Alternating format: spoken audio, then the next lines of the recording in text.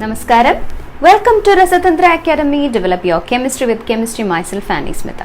Plus 1 Unit 1 നമ്മൾ കഴിഞ്ഞു ശരിക്കും പറഞ്ഞാൽ ടോപ്പിക്സ് ഒക്കെ നമ്മൾ കവർ ചെയ്തു. കുറച്ച് ന്യൂമറിക്കൽ പ്രോബ്ലംസും കൂടി ഡിസ്കസ് ചെയ്യാമെന്ന് പറഞ്ഞിരുന്നു. അപ്പോൾ ഇന്ന് നമ്മൾ നമ്മുടെ NCERT ടെക്സ്റ്റിൻ്റെ എക്സസൈസസ് ഉണ്ടല്ലോ, യൂണിറ്റിൻ്റെ എൻഡിൽ കിടക്കുന്ന എക്സസൈസസിലെ ഒരു 4 പ്രോബ്ലംസ് ആണ് നമ്മളിന്ന് ഡിസ്കസ് ചെയ്യുന്നത്. അപ്പോൾ നമുക്ക് നമ്മുടെ ആദ്യത്തെ ക്വസ്റ്റ്യൻ നോക്കാം. What is the concentration of sugar C12H22O11? അതാണ് നമുക്ക് തന്നിരിക്കുന്ന ഷുഗറിൻ്റെ molecular formula. In moles per liter, if its 20 gram is dissolved in enough water to make a final volume of up to 2 liters. 20 gram sugar C12H22O11 എന്ന molecular ഫോർമുലയുള്ള sugar വാട്ടറിൽ dissolve ചെയ്ത് 2 litre solution ആക്കി. ഈ സൊല്യൂഷൻ്റെ concentration കണ്ടുപിടിക്കാനാണ് നമ്മളോട് പറഞ്ഞിരിക്കുന്നത്.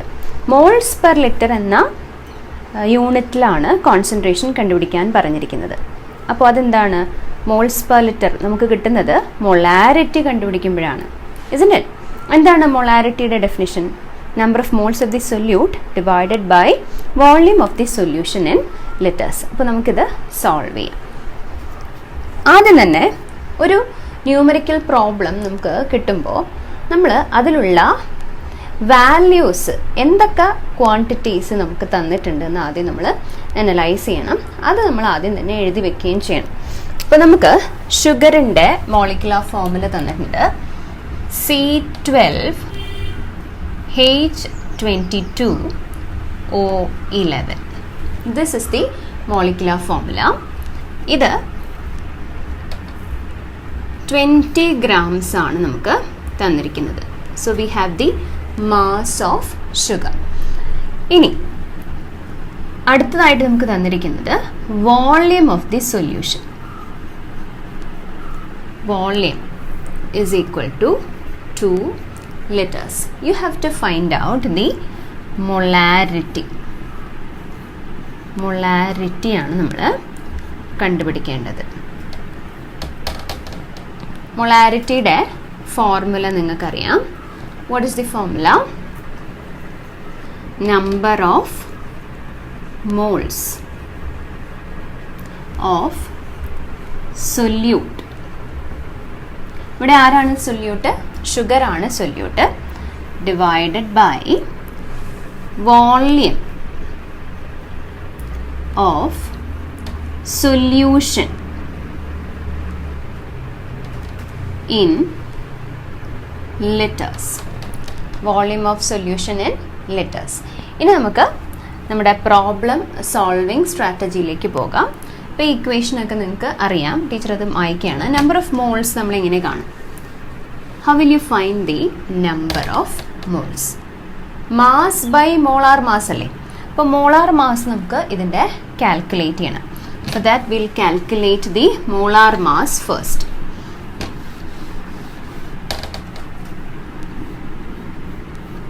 Molar mass of C12H22O11. എങ്ങനെയാണ് കണ്ടുപിടിക്കുന്നത്? How will you calculate that? 12 into 12. നമ്മുടെ കാർബണിൻ്റെ molar mass, atomic mass. 12 into 12 plus 1 ആണ് ഹൈഡ്രജൻ്റെ. 1 into 22 plus 11 oxygen atoms. 16 is the mass. So you get it as 342 gram per mole. gram per mole. ഇനി നമുക്ക് moles കാണാം. Number of moles. Number of moles of C12H22O11. എത്രയാണ്? Mass 20 ആയിരുന്നു. Molar mass നമ്മളിപ്പോൾ calculate ചെയ്തു 342. പിന്നെ നമുക്ക് molarity കണ്ടുപിടിക്കാം. Molarity is equal to number of moles നമുക്ക് ഇതിൻ്റെ ആൻസർ കിട്ടും. It is equal to 0.0585 divided by volume of the solution 2 liters ആണ്, isn't it? So 2. This is moles and this is liters അല്ലേ? അതാണ് moles per liter. ഇതിൻ്റെ answer കിട്ടുന്നത് 0.02925 moles per liter. So this is the answer. മനസ്സിലായല്ലോ ഈ problem. ഇനി അടുത്ത problem നോക്കാം.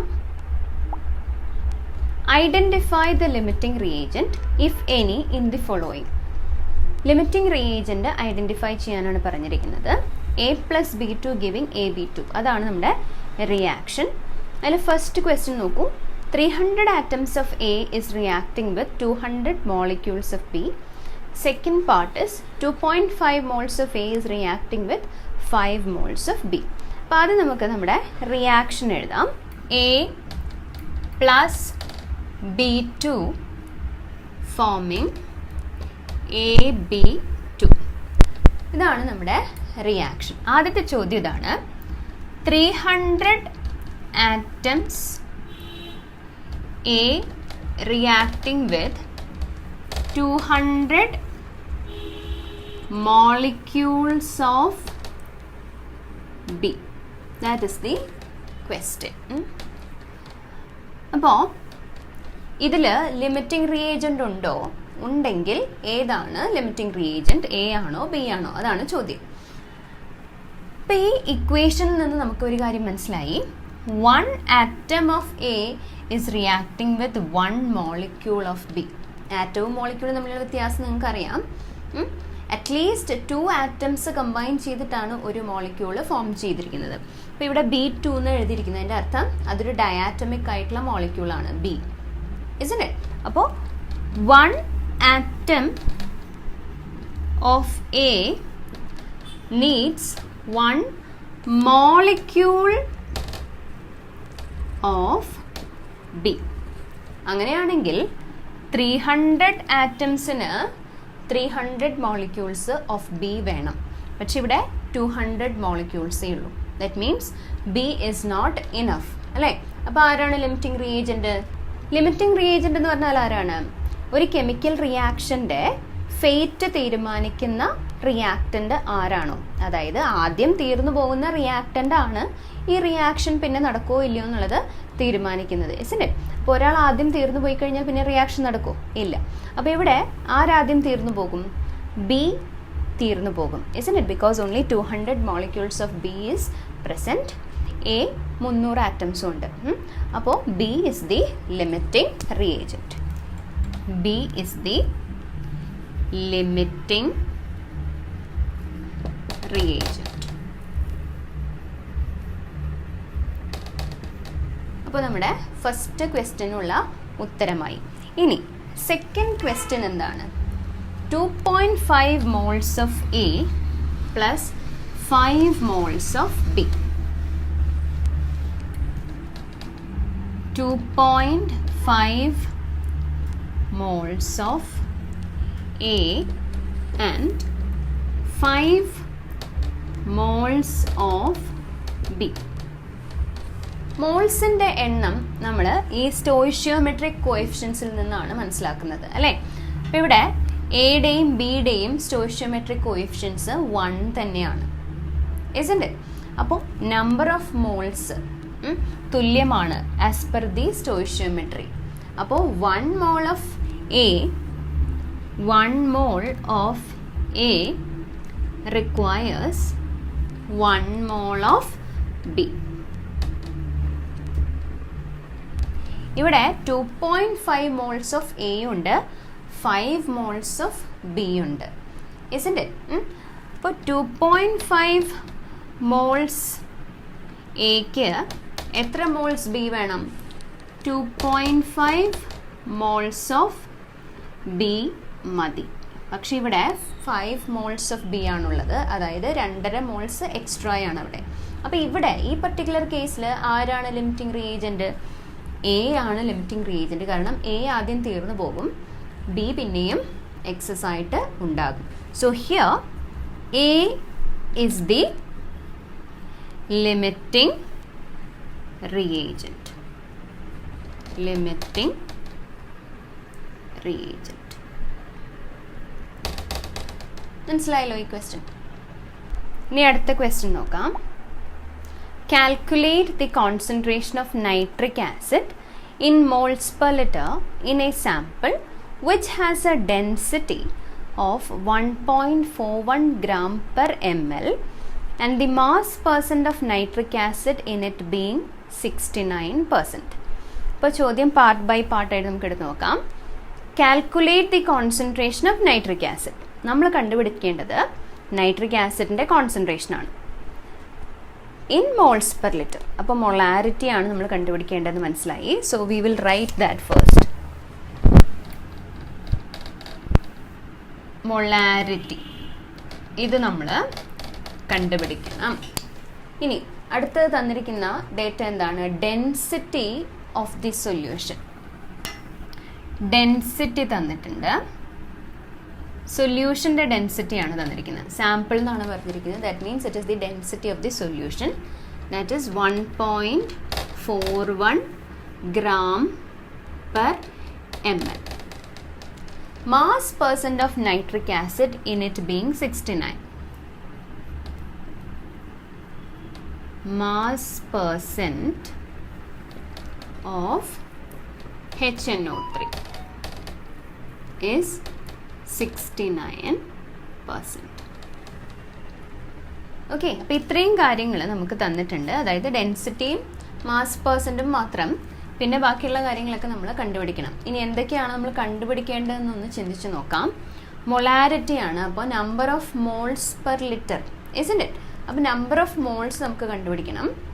വോള്യൂം ഓഫ് ദി സൊല്യൂഷൻ നമുക്ക് കണ്ടുപിടിക്കണം. ഇപ്പോൾ മാസ് തന്നിട്ടില്ല, മാസ് നേരിട്ട് നമുക്ക് തന്നിട്ടില്ല. നമുക്ക് പക്ഷേ വേറൊരു സംഭവം തന്നിട്ടുണ്ട്. മാസ് പെർസെൻറ്റ് ഓഫ് HNO3 എന്ന് പറഞ്ഞിട്ട് തന്നിട്ടുണ്ട്, അല്ലേ? അപ്പോൾ mass percent of HNO3 in the sample is 69% എന്ന് പറഞ്ഞാൽ അതിൻ്റെ അർത്ഥം എന്താണ്? 100 gram ആണ് സൊല്യൂഷനെങ്കിൽ അതിൽ 69 gram HNO3 ആണ്. അപ്പോൾ അത് നമുക്ക് 69 gram മാസ് എന്ന് വേണമെങ്കിൽ എടുക്കാം. ടോട്ടൽ മാസിനെ 100 gram ആയിട്ടും എടുക്കാം. മനസ്സിലായല്ലോ? അത് ആ മാസ് എന്തിനാണ് ടീച്ചർ അങ്ങനെ പറഞ്ഞതെന്ന് വെച്ച് കഴിഞ്ഞാൽ നമുക്ക് ഡെൻസിറ്റി ഓഫ് ദി സൊല്യൂഷൻ തന്നിട്ടുണ്ട്. നമുക്ക് വോള്യൂം ഓഫ് ദ സൊല്യൂഷൻ കാണണ്ടേ? അപ്പോൾ density is equal to mass by volume.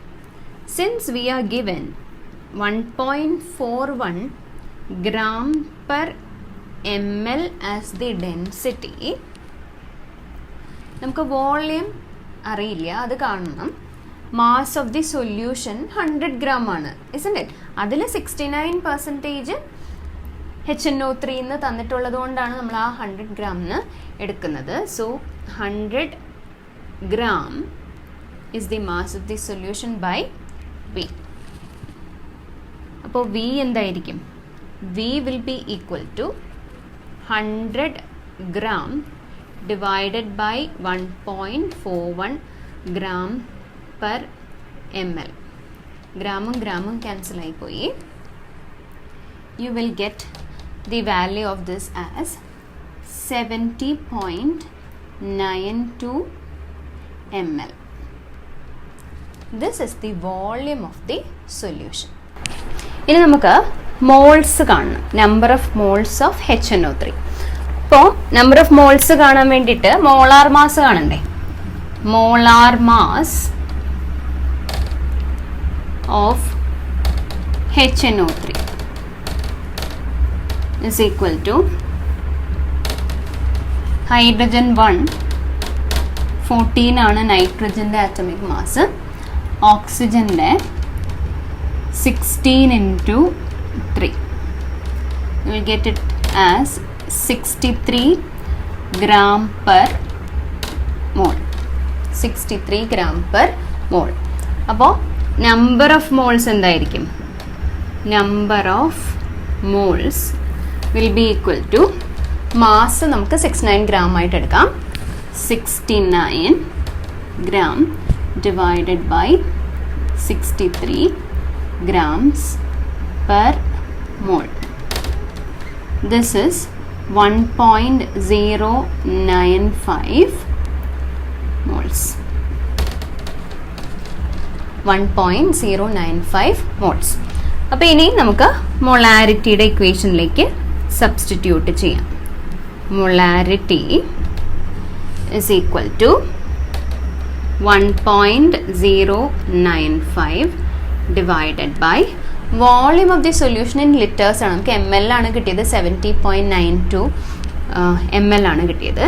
അപ്പോൾ 70.92 divided by 1000 അപ്പോഴാണ് നമുക്കിത് ലിറ്റേഴ്സിലേക്ക് ആയി കിട്ടുള്ളൂ. So it comes about 15.44 molar. This is the answer. Clear ആയില്ലേ? അടുത്ത പ്രോബ്ലം നോക്കാം. Calcium carbonate reacts with aqueous HCl to give calcium chloride and carbon dioxide according to the equation. Calcium carbonate plus 2HCl giving CaCl2 plus CO2 plus H2O. What mass of calcium carbonate is required to react completely with 25 ml of 0.75 molar HCl? അപ്പോൾ calcium കാർബണേറ്റും hydrochloric ആസിഡും ആയിട്ടുള്ള chemical reaction ആണ് തന്നിരിക്കുന്നത്. നമുക്കത് എഴുതാം. Calcium carbonate plus HCl giving CaCl2 plus H2O plus CO2. ഇതാണ് products. 2HCl balanced ആയിട്ടുള്ള കെമിക്കൽ റിയാക്ഷൻ നമ്മൾ റെപ്രസെൻറ്റ് ചെയ്തു. ഇനി എന്താണ് ചോദ്യം? What mass of calcium carbonate is required to react completely with 25 ml of 0.75 molar HCl. നമ്മൾ calcium കാർബണേറ്റിൻ്റെ മാസാണ് കണ്ടുപിടിക്കേണ്ടത്. You have to calculate the mass of calcium carbonate. എങ്ങനെയുള്ള മാസാണ്? 0.75 മോളാർ HCl-ഉമായിട്ടാണ് റിയാക്ട് ചെയ്യേണ്ടത്. മാത്രമല്ല ഇതിൻ്റെ 25 ml-ഉമായിട്ടാണ് റിയാക്ട് ചെയ്യേണ്ടത്. 0.75 മോളാർ HCl എന്ന് പറഞ്ഞാൽ അതിൻ്റെ അർത്ഥം എന്താണ്? 1 ലിറ്റർ സൊല്യൂഷൻ അല്ലെങ്കിൽ 1000 ml സൊല്യൂഷനിൽ 0.75 മോൾസ് ഓഫ് HCl ഉണ്ടെന്നാണ് അതിൻ്റെ അർത്ഥം, അല്ലേ? അപ്പോൾ ഈ 1000 ml സൊല്യൂഷനിലുള്ള HClൻ്റെ മാസ് നമുക്ക് എങ്ങനെ കണ്ടുപിടിക്കാൻ പറ്റും? Mass of HCl in 1000 ml. How can you find that? Moles into molar mass ചെയ്താൽ പോരെ? Moles into molar mass. Moles is 0.75 into molar mass of HCl. Molar mass of HCl H 1 ആണ്. ക്ലോറിൻ്റെ mass 35.5. 35.5 plus 1 36.5. 0.75 into 36.5. That comes about 27.375 gram. 1000 ml HClൻ്റെ mass 27.375 gram ആണ് നമുക്കിപ്പോൾ കിട്ടി. ഇനി നമുക്ക് 25 ml എത്രയാണെന്നാണ് അറിയേണ്ടത്. 27 ml how much? That is equal to 27.375 divided by 1000 into 25. So it comes about 0.6844 gram. ഇതാണ് 25 ml സൊല്യൂഷനിലെ HClൻ്റെ mass. ഇനി നമുക്ക് നമ്മുടെ ഇക്വേഷനിലേക്ക് തിരിച്ചു പോകാം. Equation was like this: calcium carbonate plus 2HCl giving CaCl2 plus H2O plus CO2. അപ്പോൾ ഇതിൽ 40 plus 12 plus 16 into 3 100 gram ആണിത്. 100 gram calcium carbonate. എൻ്റെ മോളാർ മാസ് 2 ഇൻറ്റു HClൻ്റെ മോളാർ മാസ് 36.5 gram ആണ്. ഓക്കെ, അപ്പോൾ 2 ഇൻറ്റു 36.5 gram HClന് 100 gram കാൽഷ്യം കാർബണേറ്റ് വേണം. Okay, therefore 0.6844 ഗ്രാമിന് എത്ര കാൽഷ്യം കാർബണേറ്റ് വേണം? That is the question. How will you calculate that? ഇത് മായ്ക്കാം.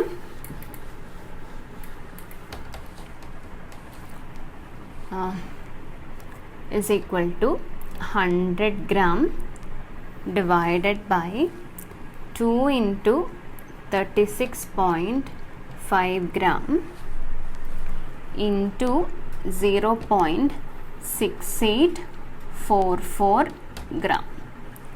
The answer is equal to 0.9375 gram.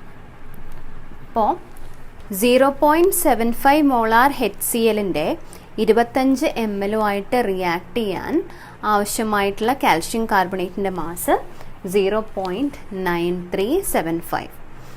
ഇതിന് മുൻപെടുത്തിരുന്ന ക്ലാസ്സുകളൊക്കെ തുടർച്ചയായിട്ട് കണ്ടിട്ടുണ്ടാവുമെന്ന് വിചാരിക്കുന്നു. അപ്പോൾ ഓരോ കണ്ടുപിടിക്കാനുള്ള ക്വാണ്ടിറ്റി എങ്ങനെയാണ് റെപ്രസെൻറ്റ് ചെയ്യേണ്ടത് നമുക്ക് തെറ്റാതിരിക്കാൻ വേണ്ടിയിട്ട് അതൊക്കെ ടീച്ചർ പറഞ്ഞു തന്നിട്ടുണ്ടായിരുന്നു. അപ്പോൾ ക്ലാസ്സുകൾ റെഗുലറായിട്ട് സീക്വൻഷ്യൽ ഓർഡറിൽ തന്നെ കാണുക. 1 2 3 4 5 6 അങ്ങനെ ഓർഡറിലാണല്ലോ ക്ലാസ്സുകൾ ഇടുക. അപ്പോൾ ആ വീഡിയോസിൻ്റെ എണ്ണം നോക്കിയിട്ട് സീക്വൻഷ്യൽ ഓർഡറിൽ തന്നെ കണ്ടുപോവുക. ഓക്കെ, അപ്പോൾ ഇതോടുകൂടെ നമ്മുടെ some basic concepts in chemistry അവസാനിപ്പിക്കുകയാണ്. എല്ലാ എക്സസൈസ് പ്രോബ്ലംസ് ഒന്നും ടീച്ചർ ചെയ്തിട്ടില്ല, കുറേയൊക്കെ ഞാൻ ഇടയിൽ ചെയ്തിട്ടുണ്ട്. ഇനി ബാക്കിയുള്ള പ്രോബ്ലംസൊക്കെ നമുക്ക് റിവിഷന് ചെയ്യണ്ടേ? അപ്പോൾ അതുകൊണ്ടാണ് നിങ്ങൾക്ക് അത്യാവശ്യമായിട്ടുള്ള കാര്യങ്ങളൊക്കെ ചെയ്തു തന്നിട്ടുണ്ട്. ഇനി എന്തെങ്കിലും ഡൗട്ട്സ് ഒക്കെ ഉണ്ടെങ്കിൽ നിങ്ങൾക്ക് ടെലിഗ്രാം ഗ്രൂപ്പിൽ ചോദിക്കാം, ജോയിൻ ചെയ്തിട്ട് ചോദിക്കാം. ഈ പ്രോബ്ലംസിൻ്റെ PDF നോട്ട്സ് നിങ്ങൾക്ക് കിട്ടും. അതുപോലെ ഈ ലെസൻ്റെ PDF നോട്ട്സ് ഒരു ചെറിയ ബുക്ക്ലെറ്റ് പോലെ ടീച്ചർ ഈ വീഡിയോയുടെ ഡിസ്ക്രിപ്ഷൻ ബോക്സിൽ പോസ്റ്റ് ചെയ്തേക്കാം. So thanks for watching. Have A nice day.